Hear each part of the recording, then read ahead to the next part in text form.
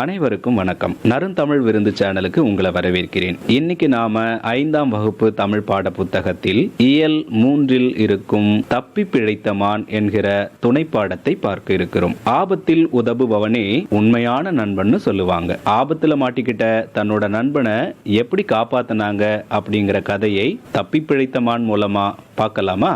கா கா என காகம் கரைந்து தன் நண்பனான மானை தேடியபடி அழைத்தது. இதோ வந்துவிட்டேன் என்று கூறியபடி துள்ளி குதித்து ஓடி வந்தது மான். நண்பா, நலமாக இருக்கிறாயா என்று கேட்டது காகம். ஏதோ இருக்கிறேன் நண்பா என்று கூறியது மான். குரலில் உற்சாகமில்லையே, ஏன் சோர்வாக பேசுகிறாய் என்று கேட்டது காகம். எனக்கு மிகவும் பசியாக இருக்கிறது என்று வருத்தத்தோடு சொன்னது மான். என்னோடு வா, உனக்கு புல் உள்ள இடங்களை காட்டுகிறேன், அங்கு நீ வயிறார புல்லை மேயலாம் என்றது காகம். நீ என் மேல் மிகவும் அன்பாக இருக்கிறாய். தினமும் எனக்காக அலைந்து திரிந்து புல்லுள்ள இடங்களை கண்டறிந்து வந்து என்னிடம் கூறுகிறாய்.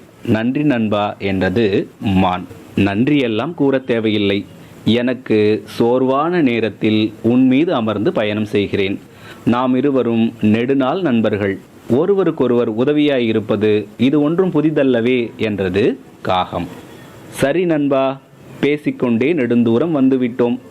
இங்கேயே இன்றைய உணவை உண்டுவிட்டு இருப்பிடம் செல்வோம் என்றது மான். காகமும் மானும் நல்ல நண்பர்களாக நெடுநாள்கள் இணைந்திருப்பதை நரி ஒன்று கவனித்தது. தம் மனதிற்குள் கொழு கொழுவென இருக்கும் இந்த மானை நாம் எப்படியாவது கொன்று தின்றுவிட வேண்டும். அதற்கு எப்பொழுதும் இணைந்தே இருக்கும் இவர்கள் இருவரையும் தனித்தனியாக பிரிக்க வேண்டும். அப்போதுதான் மானை கொல்ல முடியும் என எண்ணியது நரி. உடனே நரி சென்று, என்ன தோழர்களே, எப்பொழுதும் இணைந்தே இருக்கிறீர்கள், என்னையும் உங்கள் நண்பனாக ஏற்றுக்கொள்வீர்களா என்று கேட்டது.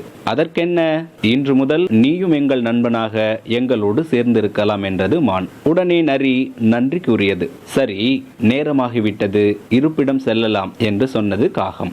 நரி தன் இருப்பிடம் நோக்கி சென்று விடுகிறது. நண்பா, யாரையும் சீக்கிரமாக நம்பிவிடாதே, அது நமக்குத்தான் ஆபத்து என்றது காகம். அப்படியெல்லாம் எந்த ஆபத்தும் வந்து விடாது. நரியை பார்த்தால் நல்லவனாக நல்ல குணமாகத்தான் தெரிகிறது என்றது மான். கண்ணால் காண்பதும் போய், காதால் கேட்பதும் போய், தீர விசாரிப்பதே மெய் என்றது காகம். ஐயா கருத்து கந்தசாமி, பேசியது போதும், வீட்டிற்கு செல். நானும் என் இருப்பிடம் செல்கிறேன். மீண்டும் நாளை சந்திப்போம் என்று கூறி கிளம்பியது மான். அடுத்த நாள் காலை நரி மானை சந்திக்கிறது. நண்பனே, நலமா என்று கேட்டது நரி. அடடே, நரியா, என்ன இவ்வளவு காலையில் என்னை தேடி வந்திருக்கிறாய் என்று கேட்டது மான். நண்பனை பார்க்க நேரம் காலம் ஏது? உன்னை பார்த்தால் எனக்கு பரிதாபமாக இருக்கிறது என்றது நரி. ஏன், எனக்கென்ன, என்னை பார்த்து ஏன் பரிதாபப்படுகிறாய் என்று கேட்டது மான். உடல் மெலிந்து காணப்படுகிறாயே, சரியான உணவு கிடைக்காததால் கொழு கொழுவென இருக்க வேண்டிய நீ பஞ்சத்தில் அடிபட்டார் போல் இருக்கிறாயே என்று சொன்னது நரி. விலங்குகளுக்குமே இதே உணவு பற்றாக்குறைதான். வானம் பொய்த்ததால் வனமெல்லாம் பாலைவனமாக மாறி வருகிறதே என்றது மான். பிற விலங்குகளை பற்றி நமக்கென்ன கவலை? எனக்கு தெரிந்த இடம் ஒன்று இருக்கிறது. அங்கே உனக்கு நல்ல மேய்ச்சல் நிலம் உண்டு. என்னோடு வா, உனக்கு மட்டும் அந்த இடத்தை காட்டுகிறேன் என்று சொன்னது நரி. நமது நண்பன் காகமும் வரட்டும் என்று சொன்னது மான். காகத்தை மற்றொரு நாள் அழைத்து கொண்டு செல்லலாம், இன்று நீ மட்டும் என்னோடு வா என்று சொன்னது நரி.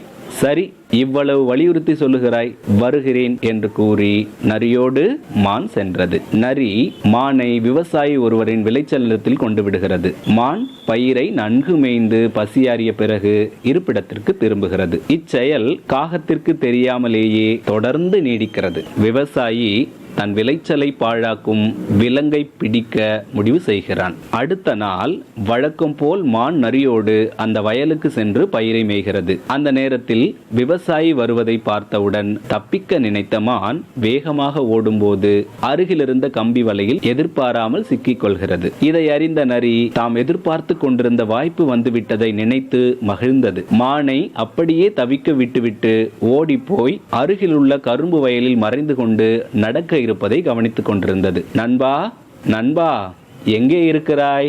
இப்படி தன்னுடைய நண்பனை தேடி காகம் வருகிறது. என் ஆருயிர் நண்பா, இங்கேயா இருக்கிறாய்? ஐயோ, வலையில் மாட்டிக்கொண்டாயே, கத்துவதற்கு கூட முடியாத நிலையில் இப்படி கம்பி வலையில் சிக்கிக் கொண்டாயே.